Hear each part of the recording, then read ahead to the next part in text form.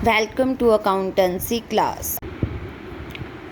देखिए, किसी भी ट्रांजैक्शन को जर्नल एंट्री करने के लिए आपके पास सबसे पहले आपको उसको फॉर्मेट बनाना आना चाहिए। तो ये पेज पे आप किस तरह से बनाओगे अपनी नोटबुक पे? सबसे पहले जर्नल ऑफ, यहाँ पे ओनर का नाम लिखोगे। जिस भी व्यक्ति की आप जर्नल बना रहे हैं, राम, सोहन, सीताराम या कोई भी नाम, जिस भी व्यक्ति के लिए आप जर्नल एंट्रीज कर रहे हैं, जिस कंपनी के लिए कर रहे हैं, उसके बाद इस तरह से फॉर्मेट आप बनाओगे। फर्स्ट कॉलम आप जो रखोगे दैट इज फॉर डेट। इस कॉलम में आप ट्रांजैक्शन से रिलेटेड डेट्स एंटर करोगे। उसके बाद second column is related to particulars.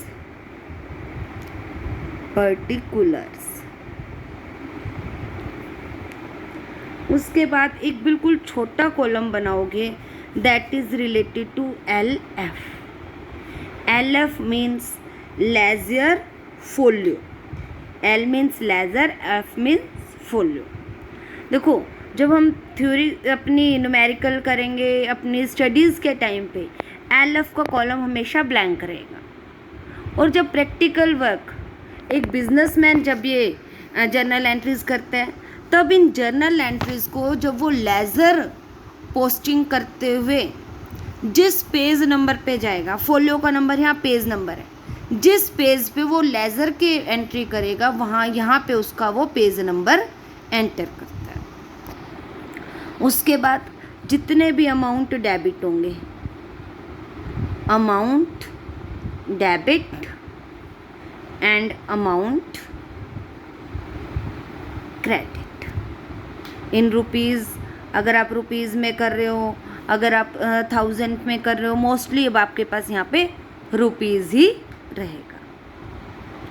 उसके बाद आपको रूल्स पता होने चाहिए। सबसे पहले जो भी ट्रांजैक्शन आपको गिवन है, उस ट्रांजैक्शन के आप दोनों अकाउंट्स देखोगे कि वो ट्रांजैक्शन कौन कौन से दो अकाउंट्स पे इफ़ेक्ट डाल रही है। उसके बाद आप ये देखोगे कि वो अकाउंट पर्सनल है, रियल है या नॉमिनल है। उसके अकॉर्डिंग आप डिसाइड करोगे कि कौन सा अकाउंट आपको डेबिट करना चाहिए और कौन सा अकाउंट आपको क्रेडिट करना चाहिए। और तीनों के रूल्स आप पहले कर ही चुके हैं। पर्सनल अकाउंट के क्या रूल्स होते हैं? Debit the receiver, credit the giver. जो भी प्राप्त कर रहा है वो डेबिट होगा व्यक्ति, और जो भी दे रहा है वो, चाहे वो कुछ भी दे रहा है, चाहे वो कुछ भी प्राप्त कर रहा है। उसके बाद रियल अकाउंट से related, debit what comes in, जो अमाउंट, जो वस्तुएं आपके पास बिजनेस में एंटर कर रही हैं, डेबिट व्हाट कम्स इन, उन सबको आप डेबिट करोगे। और जो खर्च हो रही हैं, जो जा रहे हैं, जो एसेट्स डिक्रीज हो रहे हैं, उनको आप क्रेडिट करो।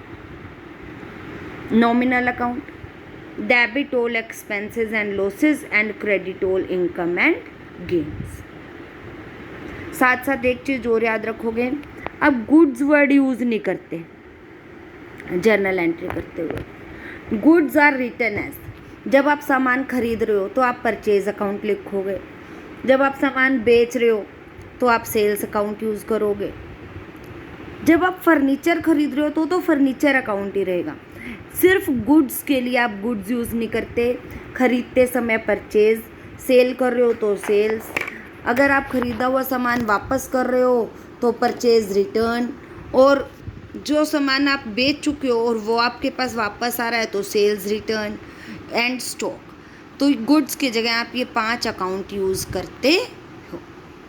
अब देखते हैं कि हम यहाँ पे एंट्री किस तरह से करते हैं।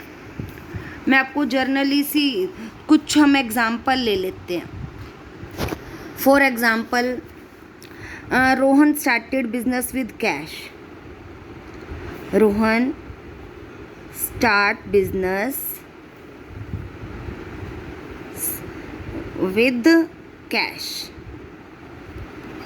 सबसे पहले मैं आपको सिर्फ फॉर्मल फॉर्म में करा रही हूँ, ये आपने यहाँ पे लिखना नहीं है। आपने जो एंट्री शुरू करनी है कि ये हमारी ट्रांजैक्शन 1 है, आप इसको कैसे एंटर करोगे। अगर ये 1 अप्रैल को है तो ईयर आप यहाँ पे एक ही बार लिख सकते हो।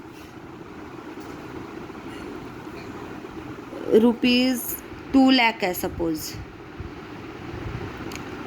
तो कौन कौन से 2 अकाउंट हैं? कैश और बिजनेस स्टार्ट कर रहे हैं तो दूसरा क्या होगा? कैपिटल। तो एक अकाउंट आपका इसमें हो रहा है कैश का और एक हो रहा है कैपिटल का। एक क्या हो रहा है? कैपिटल का। कैश रियल है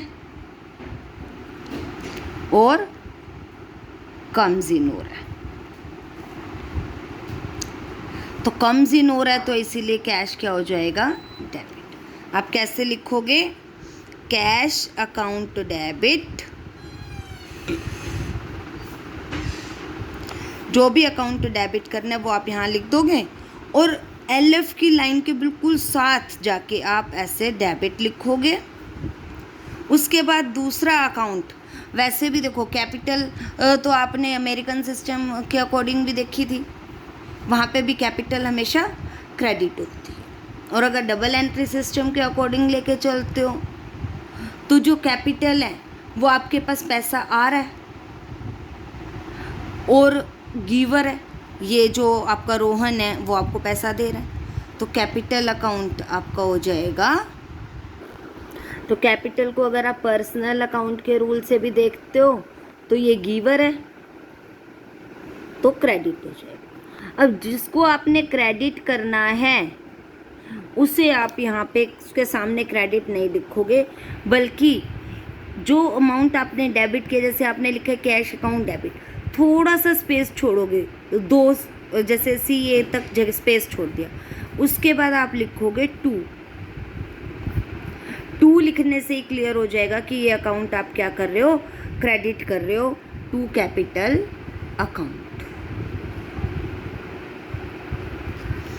और डेबिट के अमाउंट डेबिट के कॉलम में और क्रेडिट का अमाउंट क्रेडिट के कॉलम में। अब नेक्स्ट एग्जांपल हम लेते हैं। For example, purchase goods from Ravi for cash. तो एक अकाउंट, अब देखो एक तो गुड्स आ गया, एक रवि आ गया, एक कैश आ गया। अब हम 3 अकाउंट्स को कैसे लेके चलें? जब हमने उससे सामान कैश में ही खरीदा है तो हम रवि को इग्नोर कर देंगे। क्यों? क्योंकि जब हमने नगद सामान खरीदा है तो चाहे रवि से खरीदा हो या राहुल से खरीदा हो, डजेंट मैटर। तो इसके लिए हम क्या कर देंगे, कैसे एंट्री करेंगे? गुड्स आपका रियल है, कम्स इन है, बट हम गुड्स की जगह क्या वर्ड यूज़ करेंगे? परचेज। तो क्या एंट्री हो जाएगी? Purchase account debit to cash. जब हमने सामान खरीदा तो कैश रियल है और गोज़ आउट हो रहा है। हम सामान खरीदेंगे तो पैसा जाएगा ना, जब पैसा जा रहा है तो रियल है और गोज़ आउट हो रहा है, तो हम इसे क्या कर देंगे अब? क्रेडिट। तो purchase account debit to cash account.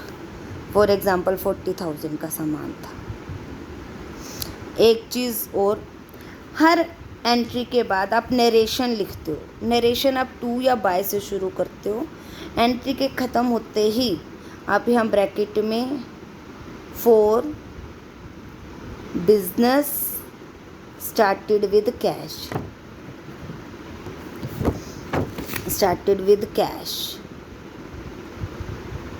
ये आप अपने इसी कॉलम में ही लिखते हो हमेशा, जो आपका पर्टिकुलर्स का कॉलम है, और उसके बाद पर्टिकुलर्स के कॉलम में एक लाइन से इसको स्प्लिट कर देते हो।